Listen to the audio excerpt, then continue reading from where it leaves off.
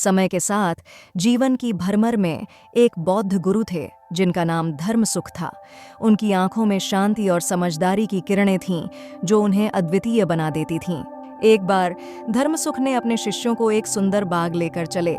वहां उन्होंने एक ऊंचे पेड़ के नीचे बैठकर कहा, आओ मेरे प्यारे शिष्यों, मैं तुम्हें एक महत्वपूर्ण सीख सिखाना चाहता हूँ।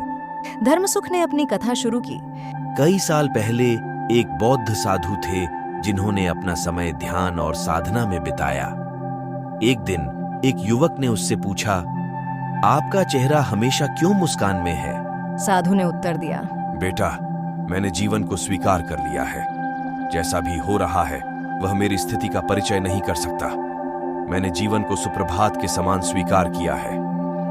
धर्मसुख ने शिष्यों से कहा, इस कहानी से हमें यह सीखना चाहिए कि जीवन में सुख और शांति प्राप्त करने के लिए हमें धैर्य और समर्पण की आवश्यकता होती है। हमें अपने जीवन को स्वीकारना चाहिए और हर पल को सुखद बनाने का प्रयास करना चाहिए। वहां एक शिष्य ने पूछा, गुरुदेव, कैसे हम अपने जीवन में धैर्य और समर्पण को अपना सकते हैं? धर्मसुख ने मुस्कुराते हुए कहा, पहले तो हमें अपने आत्मा को समझना होता है। हमें अपने लक्ष्यों का पता करना चाहिए और फिर उन्हें प्राप्त करने के लिए समर्पित रूप से काम करना चाहिए। धर्मसुख ने एक छोटे से पौधे को दिखाते हुए कहा, देखो, यह पौधा भी धैर्य से अपने बूंदों को बढ़ाता है और समर्पित रूप से अपनी ऊंचाई की दिशा में बढ़ता है। हर बूंद एक कदम है जो इसे उच्चता की ओर ले जाता है। हमें भी अपने लक्ष्यों की दिशा में एक एक कदम बढ़ाना होगा। हमें अपने कार्यों में समर्पण और धैर्य बनाए रखना होगा।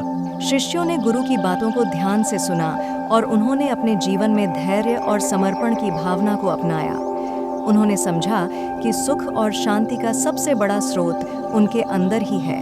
इस कथा से हमें यह सीखने को मिलता है कि जीवन को सफलता की ऊंचाइयों तक पहुंचाने के लिए हमें धैर्य और समर्पण की आवश्यकता है। यह हमें यह भी दिखाता है कि सफलता वहां है जहां हम अपने कार्यों में समर्पित रूप से लगे रहते हैं और धैर्य से परिपूर्ण होते हैं।